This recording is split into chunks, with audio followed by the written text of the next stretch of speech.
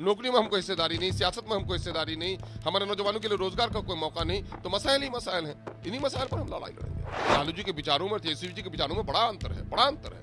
वो माई के लीडर थे, कहीं से कहीं कुछ न कुछ वो कम से कम माई के बारे में सोचते भी थे। ये तो A to Z के लीडर हो गए हैं, और बल्कि एम को पामाल किया है इन्होंने।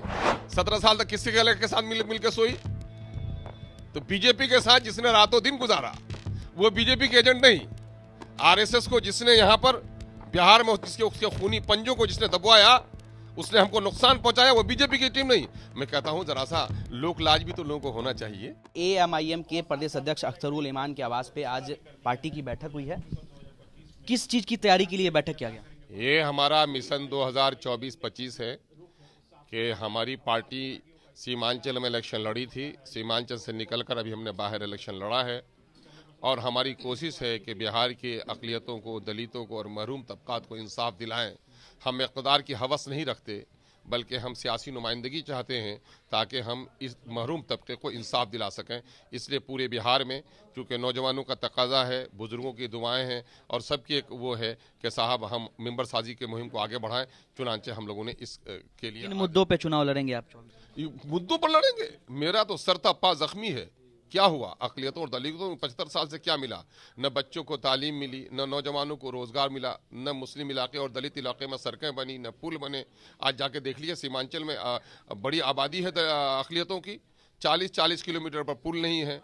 यहाँ रईसों, अमीरों, वजीरों के बेगमात को, उनकी आंखों को खुश करने के लिए, उनके बच्चों के खिलौने के लिए यहाँ फव्वारे हैं, गुलाब की क्यारियाँ हैं, मेरीन ड्राइव बन रहा है, फ्लाई ओवर बन रहा है, मेट्रो बन रहा है, और हम 40-40 किलोमीटर पर पुल से महरूम हैं। हमारे बच्चे डूब कर मर रहे हैं, हमारे किसान डूब के मर रहे हैं, हमें इंसाफ नहीं मिल रहा है। तो सारे तो मसाइल ही हैं। मसाइल क्या नहीं है? मसाइल मुंह खोले खड़े हैं। मदरसे का बुरा हाल है, मदरसा बोर्ड का बुरा हाल है, वक्फ बोर्ड का बुरा हाल है, मदरसे का चेयरमैन बहाल नहीं हो सका, उर्दू मसावरती कमेटी में 4 साल से जगह खाली है, हिंदी मसावरती कमेटी में 6 महीने के अंदर में बहाली हो जाती है, नहीं होती है। 60 नंबर उर्दू वालों के लिए रखा जाता है, हिंदी 50 नंबर में बहाली हो जाती है। हाई स्कूल से उर्दू का टीचर खत्म कर दिया गया है, 80,000 स्कूलों में उर्दू के टीचर नहीं है, उर्दू की किताबें नहीं मिल पा रही हैं। मसाइल नहीं है, मसाइल ही मसाइल हैं। कहीं गुलनाज मारी जाती है, कहीं सनोबर की गर्दन काटी जाती है, तो मसाइल ही मसाइल है। कहीं दिन दहाड़े डकैती होती है, कहीं हमारे अभी भी मर्डर हुआ है हमारे नौजवानों का अभी, और उसको इंसाफ नहीं मिल पा रहा है। तो मसाइल ही मसाइल है, मसाइल ही मसाइल है। नौकरी में हमको हिस्सेदारी नहीं, सियासत में हमको हिस्सेदारी नहीं, हमारे नौजवानों के लिए रोजगार का कोई मौका नहीं, तो मसाइल ही मसाइल हैं। इन्हीं मसाइल पर हम लड़ाई लड़ेंगे। एक सवाल है, सीमांचल में आपने 5 सीटें जीती, 4 विधायक जो है वो आरजेडी में शामिल हो गए, तो क्या आगे भी आपको इस बात का डर है? शामिल नहीं हो गए, बल्कि मेरे घर में डाका पड़ा। हमारे लोग है ना, ये जितने जमीर फरोशी पर यह आमादा थे, उससे ज्यादा जमीर के खरीदार भी थे। इनको मुनाफिकत सिखाई उन लोगों ने, लोभ और लालच दिया। बल्कि मैं कह रहा हूं यकीनन है कि वो धोखेबाज जरूर निकले, लेकिन बिहार की इक़्तिदार को इंसाफ करना चाहिए था। लालू जी ने हमेशा कहा, मैं तो बल्कि समझता हूं कि लालू जी अगर सही तौर पर होते इस वक्त, तो लालू जी ये कदम नापाक कभी नहीं उठाते, है ना।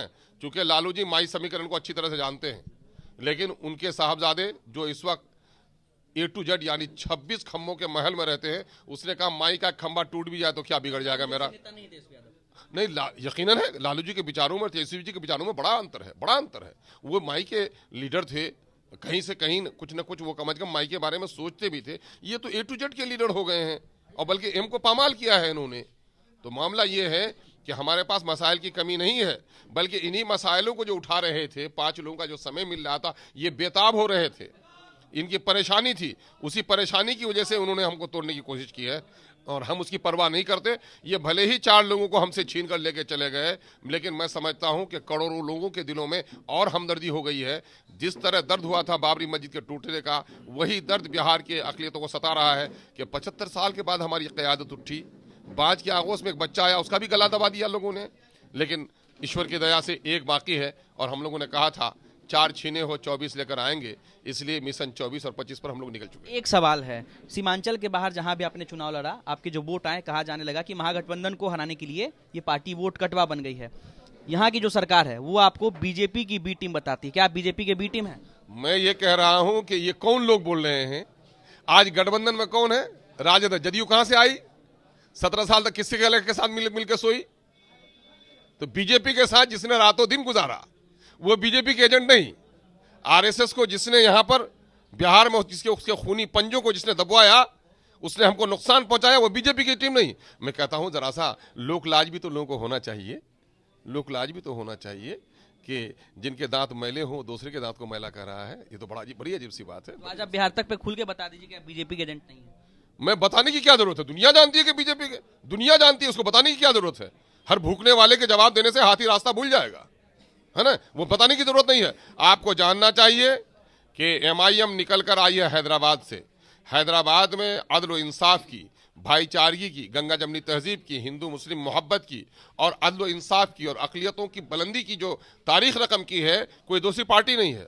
और पार्लियामेंट की ईंट ईंट गवाह है कि फिरका परस्तों के खिलाफ जिस तवानाई के साथ बैरिस्टर असदुद्दीन अवैसी ने आवाज उठाई है, कोई दूसरा नहीं है।